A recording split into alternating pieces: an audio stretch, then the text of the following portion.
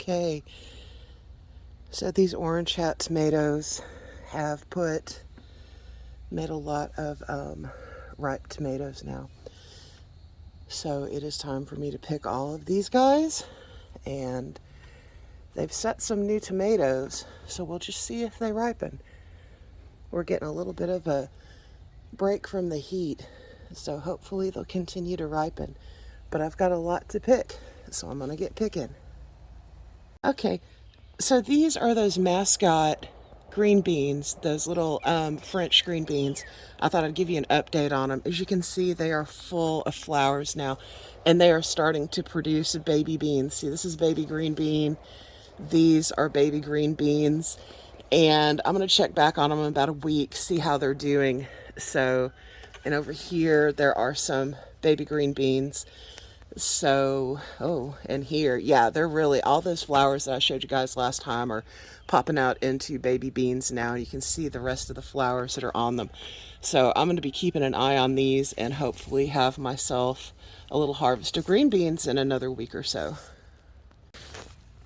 Okay, so you can see how big that mammoth jalapeno is getting.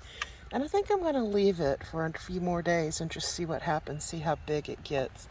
And these guys are producing really well, still producing, still putting flowers, making little baby peppers. Couldn't be happier with how these guys are doing.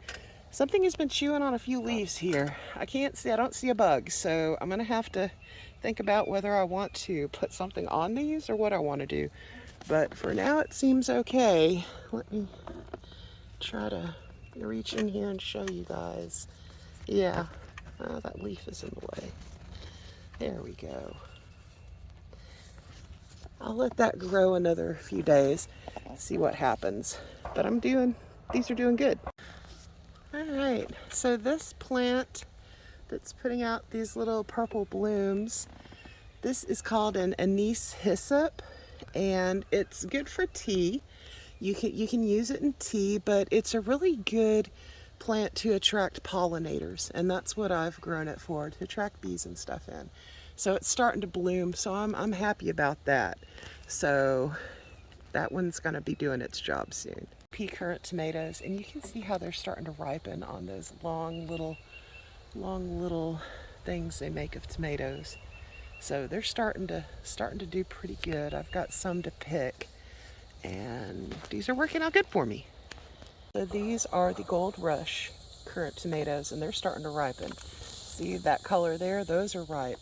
So I'm gonna pick a few of those too, but oh my gosh, look at all the baby tomatoes on this one. Yep, these currant tomatoes are some neat little plants. So I'm glad I grew those. Yep, these little guys, some of these little guys are ripe. I wonder what these taste like. Ooh, yeah, they're tasty too. Ooh, man, they have a very tomatoey flavor, if that makes sense, but sweet. So definitely gonna keep growing these. I'm kind of liking them. They're kind of fun. I don't mind picking them, not when it's not crazy hot out. All right, so those are neat. Okay, so these Beet Alpha cucumbers seem to be doing better health-wise than the Space Master 80. There's a few little leaves on the bottom that I need to go ahead and cut off, but all in all, they're faring better. They're producing a little slower, but that's okay. These I'm going to keep. I'm definitely going to grow these again for sure, and I've got one to pick right now. So, let's see it. There we go. So I've got another one of these to pick. Okay, so I thought I'd show you again just how pretty and productive these guys are. And I mean, and they grow in little pots, and look at that. Just look at those little clusters of pretty, look at that. These are a little bit too little.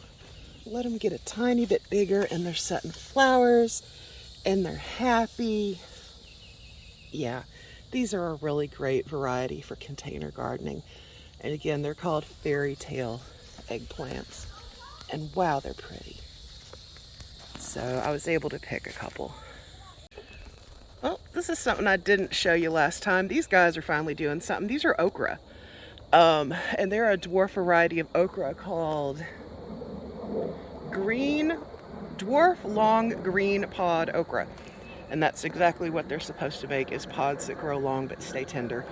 The plants are only supposed to get about 3 to 4 feet tall. I need to get in here and do some weeding when the sun's not so bright. But I thought I would show you guys. They're finally starting to grow. I was worried they weren't going to grow for a while, but I've got them in 10-gallon grow bags, 2 in each, to see how they would do like that. And it looks like they're probably going to do good. So we will see. All right. So I thought I'd show you guys what all I picked today. And I got this seed head from a dill plant. We had a storm come through last night and this morning.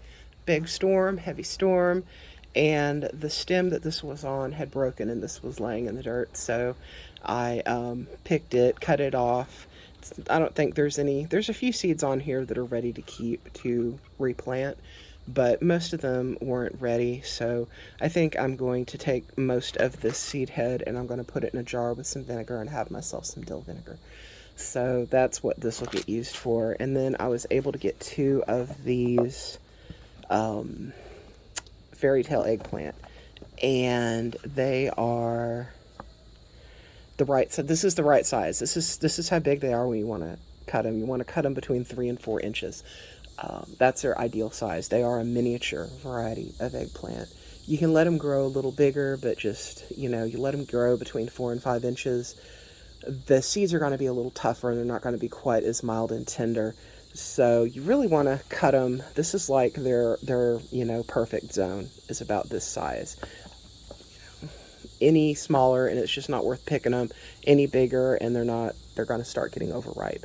So we'd already picked some the other day, so I've got enough now to cook. So I got to decide what I want to do with them. And I went ahead and cut this Be It Alpha cucumber, and it is a little on the small side, but I like to cut these on the small side because the seeds are undeveloped and are real tender, and cucumbers just have a milder flavor. And these seem to be like they're starting to pick up production pretty well, so I'm going to keep on cutting them smaller, see if they'll make more for me. And then the rest of what I got are just assorted micro dwarf tomatoes and a few of those little teeny tiny Gold Rush Currant tomatoes. Most everything in here is Orange Hat micro dwarf tomatoes. The reddish orange ones are Angelina, and most of those unfortunately split. we had a rainstorm, and well, these two didn't, but yeah, most of them split. Splitting your tomatoes, it doesn't mean they automatically have to be discarded. You just have to check and see if bugs get to them after they're split or they start to ferment in the heat. Yeah, you just got to discard them. But if the weather isn't that hot and bugs don't get to them, they'll start healing over real quick. And like this one, let me show you guys. Like this one, this one is marginal. I'll probably give that one away to the critters and the birds. But a lot of times, yeah, see that? That's a fine tomato. You can eat that. That's not going to hurt you. It's formed a scar, but it's not going to hurt you. So that is my harvest for today, and everything's doing pretty good. So I'll keep you guys appraised of stuff going on in the garden. Everything's going okay. And I'll definitely show you guys if those okra make it. Hoping they do. So I'll see you guys again soon.